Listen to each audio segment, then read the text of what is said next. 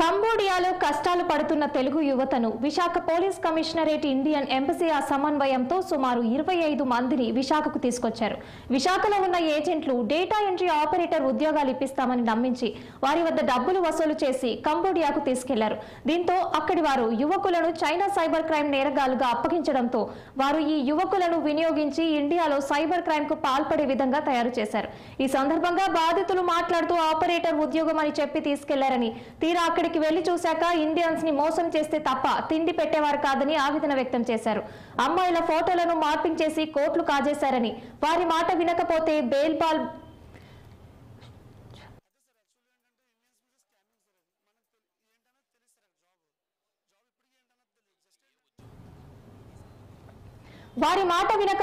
Baseball బ్యాట్లతో కొట్టేవారని చెప్పారు.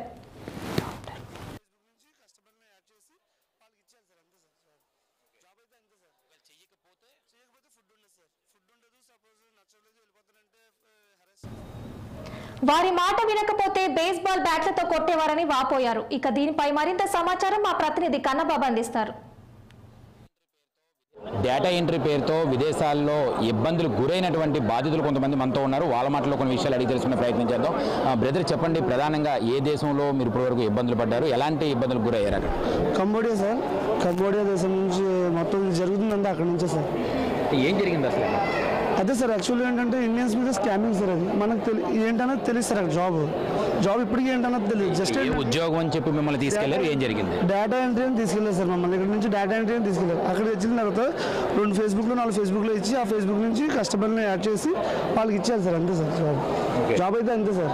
చేయకపోతే food ఉండదు సార్. ఫుడ్ ఉండదు. సపోజ్ నచ్చలేదు వెళ్ళిపోతానంటే హెరాస్ చేస్తారు. కొకైన్స్ వీడియోస్ తీసి అక్కడ పోలీస్ స్టేషన్కి పెడతానంటారు. సపోజ్ కొంతమంది తెగించి వెళ్ళారు అనుకోండి, అక్కడ ఇరుక్కుపోతున్నారు సార్. ఎంబసీ నుంచి వెళ్ళడానికి 1 మంత్ 2 మంత్స్ పడుతుంది సార్. మేమంటే ఇంతలా అయింది కాబట్టి మీరు త్వరగా 2-3 డేస్ రాగలిగాను సార్. ఇదే ఫైట్ మామూలు ఒక 2-3 చేస్తే ఇంత త్వరగా రాలేదు సార్.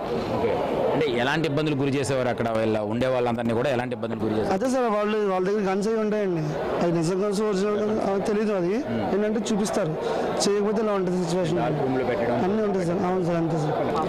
అంటే ఇక్కడ రాజేష్ అనే ఒక అతను ఉన్నారు. అతను అంటే మేము ఒక ఇంటర్వ్యూకి వెళ్ళేవాళ్ళం. ఇంటర్వ్యూకి వెళ్తే అతను అక్కడ నుండి ఇంటర్వ్యూ ఫెయిల్ అయిపోయారు కదా, ఇక్కడ నా దగ్గర మంచి జాబ్స్ ఉన్నాయి, అబ్రాడ్లో ఉన్నాయి, మీకు పంపిస్తాను, ఎంత పే చేయండి, అన్నీ నేనే చూసుకుంటాను, వీసా ఫ్లైట్కి అన్నీ నేనే చూసుకుంటాను అని చెప్పి మా దగ్గర ఎంత డబ్బులు తీసుకునేవారు. తీసుకున్న తర్వాత టికెట్స్ వీసా అన్నీ వేసి మమ్మల్ని పంపించేవారు.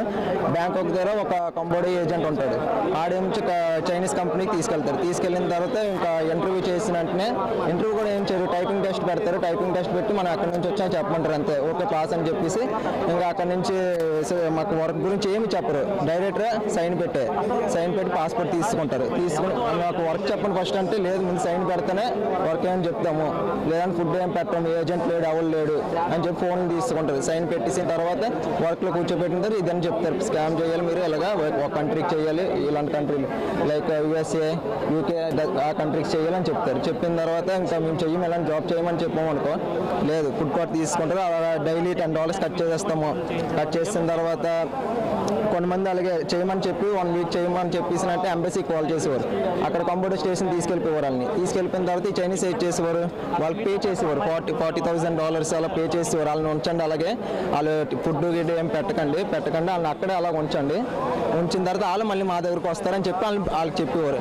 కొంతమంది ఏం చేసేవారు, ఆ బాధపడలేక మళ్ళీ వచ్చేసేవారు కంపెనీకి. కొంతమంది ఇంకా డే చేసి ఇంకా అక్కడ ఉండిపోయి ఇంకా వచ్చేసేవారు డైరెక్ట్గా ఇంక ఇండియా ఎంబసీ ద్వారా ఇంకా ఇక్కడికి వచ్చేసేవారు. కంబోడియా దేశంలో కూడా వేలాది మంది ఆంధ్రప్రదేశ్కి సంబంధించిన వాళ్ళు లేదా తెలుగు రాష్ట్రాలకు సంబంధించిన వాళ్ళు చాలా ఎక్కువ మంది ఉంటారు కూడా వీళ్ళంతా చెప్పడం జరుగుతుంది. కెమెరామెన్ గణేష్తో కన్నబాబు, విశాఖపట్నం నుంచి.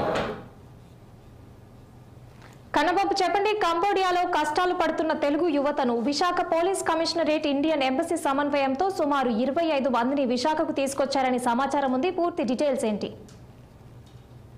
బాధితులు వెళ్ళబోతున్న వాళ్ళు కూడా మీరు ఆపేరని తెలుస్తుంది సార్. ఎలా చూడొచ్చు అంటారు అసలు?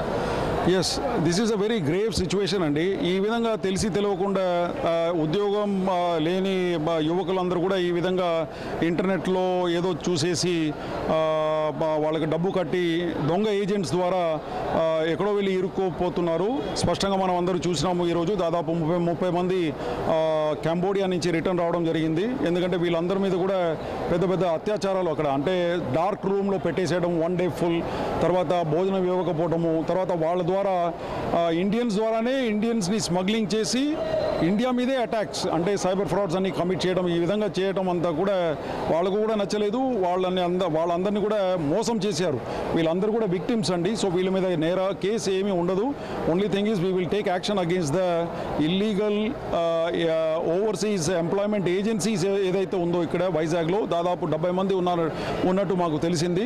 వాళ్ళ మీద చర్యలు తీసుకుంటాము. తర్వాత చట్టరీత్యా అవతల పక్కం కంబోడియా, చైనీస్ వాళ్ళ ఐడెంటిటీ అంతా కూడా ఎస్టాబ్లిష్ చేసేసి ఈ డబ్బు ఎక్కడ పోతుంది, whether it is going for legitimate purpose or illegitimate purpose or illegal purpose, ఇదంతా కూడా మా ఇన్వెస్టిగేషన్లో తేల్చుకుంటాము. తేల్చిన తర్వాత through government of India we will send MLAT request or Egmont request to get all the details related to finances. ఈ డబ్బులు ఏదైతే ఇప్పుడు వైజాగ్ సిటీ తీసుకుంటే దాదాపు 120 కోట్లు ఇక్కడ నుంచి మన ప్రజలందరూ కూడా పోగొట్టుకున్నారు ఇటువంటి సైబర్ స్కామ్స్లో. ఇదంతా జరగకుండా ఉండాలంటే ఏ విధంగా ఎటువంటి చర్యలు తీసుకోవాలా, ఇదంతా కూడా మేము ఒక ప్రణాళిక తయారు చేస్తున్నాము. దీంట్లో భాగంగానే మన దగ్గర ఉన్న రిజిస్టర్డ్ ఏజెంట్స్, తర్వాత ఇల్లీగల్ ఏజెంట్స్, ఓవర్సీస్ ఎంప్లాయ్మెంట్ కోసం ఎవరైతే ఉన్నారో వాళ్ళందరినీ కూడా ఒక సమావేశం ఏర్పాటు చేసేసి వాళ్ళకి అవగాహన కలిగించటము, లేకపోతే వాళ్ళ లైసెన్స్ రెన్యువల్ అంటే రెన్యువల్ కాకపోయినప్పుడు వాళ్ళందరూ కూడా వాళ్ళ షాప్ మూసేసేయాల. తర్వాత ఇటువంటి దొంగ పనులకు పాల్పడకూడదని చెప్పేసి వాళ్ళకు నోటీస్ ఇవ్వడం, ఇదంతా కూడా రాబోయే రోజుల్లో చేస్తాము. అదేవిధంగా యువకులందరినీ కూడా వాళ్ళకు కూడా అవగాహన కలిగించడానికి మా దగ్గర నుంచి రీజన్ వైజ్ సమావేశాలు అన్నీ ఏర్పాటు చేసేసి what are the rules and regulations, తర్వాత సర్టిఫైడ్ రిజిస్టర్డ్ ఏజెంట్స్ ఎవరు అని చెప్పి ఇటువంటి విషయాల మీద కూడా వాళ్ళందరూ కూడా అవగాహన కలిగిస్తాం. కంబోడియా వెళ్ళబోతున్నటువంటి ఇద్దరిని విశాఖ పోలీసులు ఆపారు. మీడియాలో వస్తున్న కథనాలు చూసి కూడా వాళ్ళ ఫ్యామిలీస్ పరిగెట్టుకుని రావడం, ఎయిర్పోర్ట్లో వెళ్ళిన